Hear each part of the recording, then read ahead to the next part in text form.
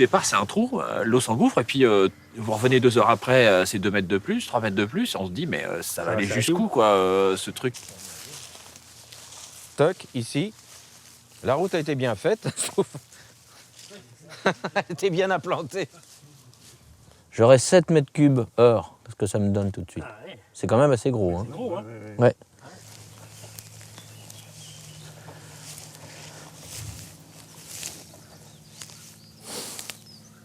Oui, là ça saute. Ça saute. Oh là, oh là, oh là, là, là. Ça saute de partout, là. Il y a de l'eau, là. De l'eau. Oh là là. Hop. Oh. Oh. Oh.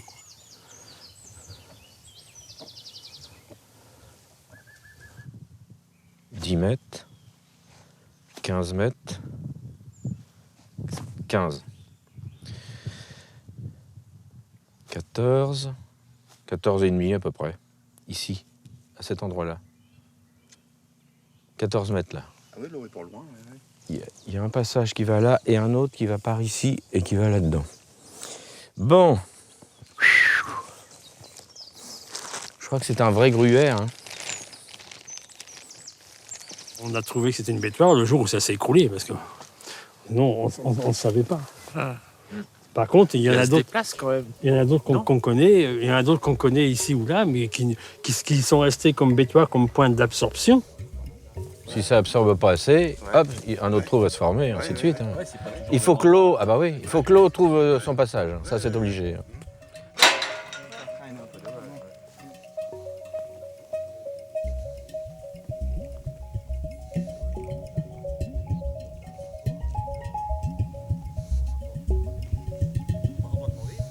Mais je regarde.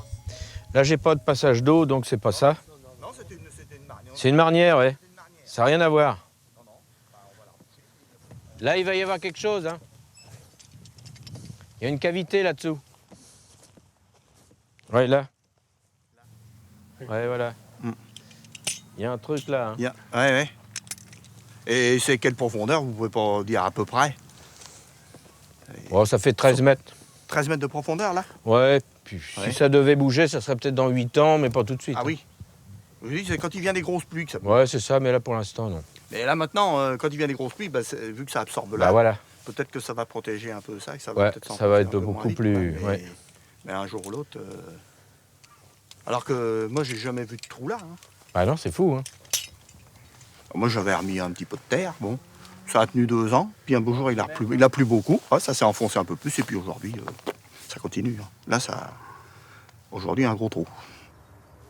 S'il y avait une bête qui était descendue dedans, qui était au moment, elle aurait pu descendre dedans. Hein. Là, ça aurait été dangereux, bon. Et là-bas, ça s'est agrandi là-bas. Enfin, je repousse un petit peu la clôture, quoi. C'est la nature, on peut rien faire. Faut l'empêcher.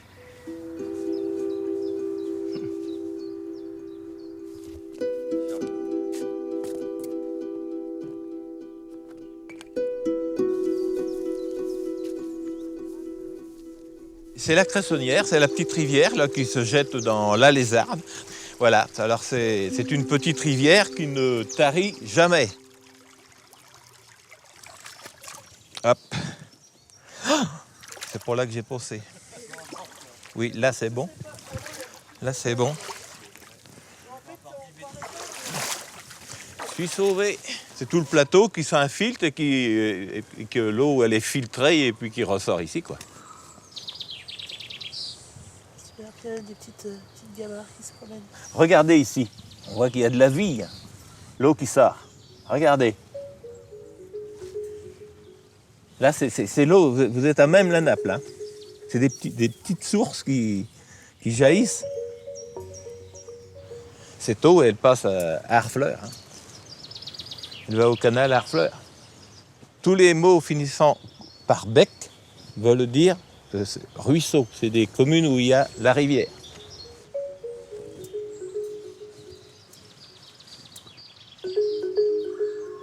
Et c'est toutes les eaux en fait, de pluie qui sont infiltrées dans les bétoirs qu'on vient de voir. Et elles ressortent en fait ici, au niveau de ce ruisseau-là. Donc voilà, c'est vraiment la rivière souterraine qui sort de terre. Les marnières, elles sont plutôt situées sur des zones planes de plateaux.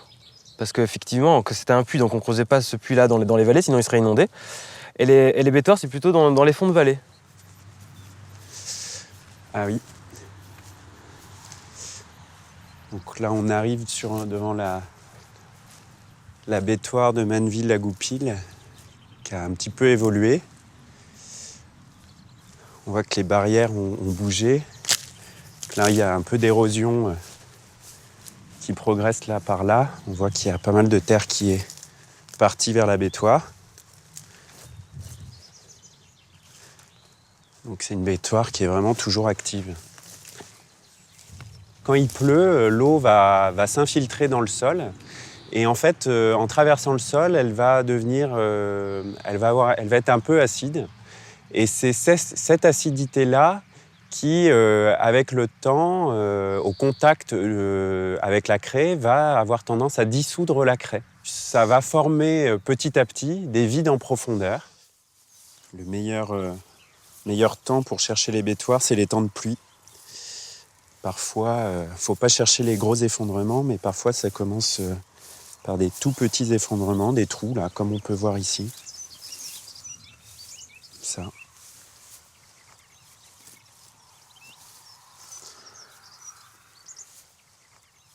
Oula, il y en a partout.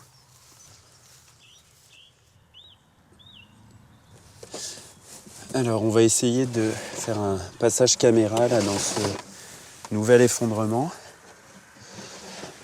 C'est parfois quand souvent les effondrements sont peu accessibles. C'est les seuls moyens qu'on ait de pouvoir avoir une idée de ce qu'on a sous les pieds, de voir les profondeurs. On peut avoir jusqu'à 15, 20 mètres, voire par endroits 30 mètres d'argile au-dessus de la craie.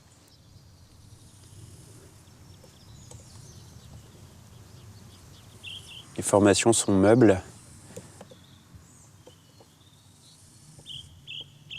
Voilà. Mais là, on voit que le vide se poursuit encore en profondeur. Là, j'ai déjà descendu presque 2 mètres. Mais que si on arrive à passer le cap, je ne suis pas sûr qu'on y arrive. Mais en tout cas, on voit que ça se continue encore bien plus profondément. En surface, on a 5 cm de diamètre. Au milieu de la végétation, on ne voyait absolument rien. Et pour autant, le vide est déjà très bien formé dans le sous-sol. Et c'est pour ça qu'il ne faut pas du tout se fier à la taille de la bétoire. Ce n'est pas la taille de la bétoire qui est un indicateur de sa capacité à engouffrer les autres surfaces. Celle-là est probablement très très active.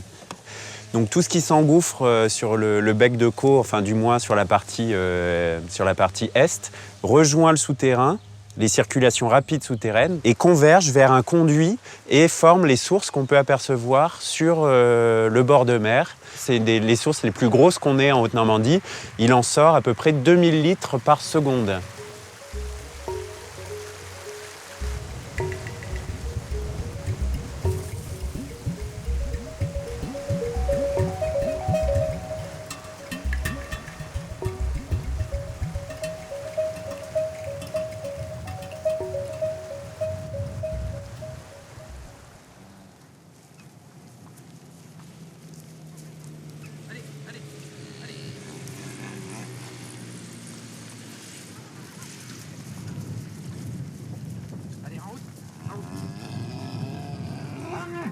Alors donc il y avait une tuyauterie qui partait de la pompe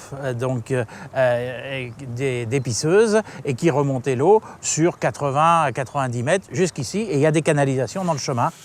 Et après, le château d'eau pleure sur les installations en contrebas.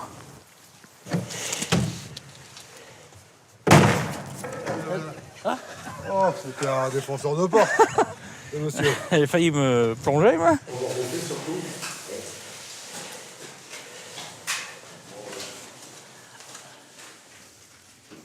Donc on descend là 63 mètres sous terre.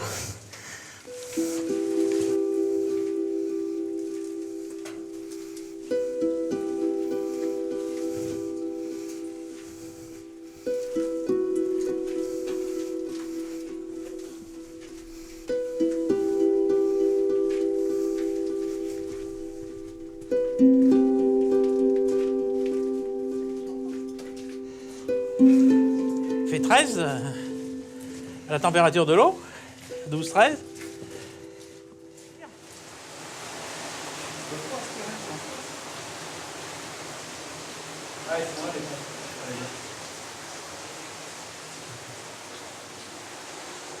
Donc là, on est dans la chambre des pompes New Look, entre guillemets, puisqu'on a des installations électrifiées, hein, et on voit bien le cheminement de l'eau, de la rivière, hein, le pompage, hein, Eric se fait là. Là, on est vraiment au cœur du métier de fontainier, là. De toute façon, à l'époque, en 1946, quand le syndicat de Criquetot a été créé, ça a démarré à partir d'un fontainier. Donc ça fonctionnait à partir d'un homme qui exploitait un gisement d'eau, et après sont venus se greffer les canalisations. Ah, donc la rivière circulait donc comme ça, et on utilisait la chute pour pouvoir remonter à travers donc ces pompes béliers-là, l'eau sur le château d'eau. C'est connu sous le nom d'épisseuse. Alors donc voilà, c'est le nom de la rivière. Donc, et elle circulait en effet du sud au nord, en gros de la poterie vers le Tilleul et Trotta. C'est-à-dire que le fil d'eau, en fin de compte, faisait battre une pièce métallique hein, qui, elle, provoquait ce coup de bélier, qui permettait de remonter à chaque fois une petite quantité d'eau. Et cette petite quantité d'eau, on la remontait à la surface, on la stockait dans un château d'eau, et après on l'a réutilisée, comme aujourd'hui dans les installations modernes, en fonction de la hauteur du château d'eau. Voilà. On utilise toute l'énergie cinétique de l'eau, pour la remonter par palier de façon hydropneumatique. Exactement.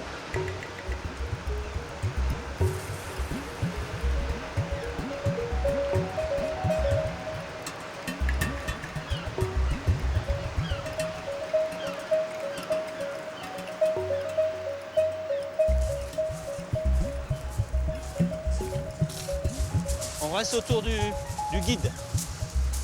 D'accord. Alors, on est arrivé ici à la pointe de la Courtine. Guy de Maupassant nous écrit ceci.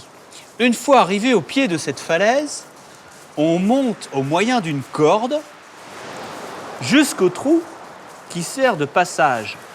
Ce trou, fort large à ses deux ouvertures en aval et en amont, se rétrécit vers le milieu où il n'a guère plus de 2 mètres de haut. Regardez, c'est ça le trou de serrure. Vous voyez, ça ressemble vraiment à un trou de serrure. Hein.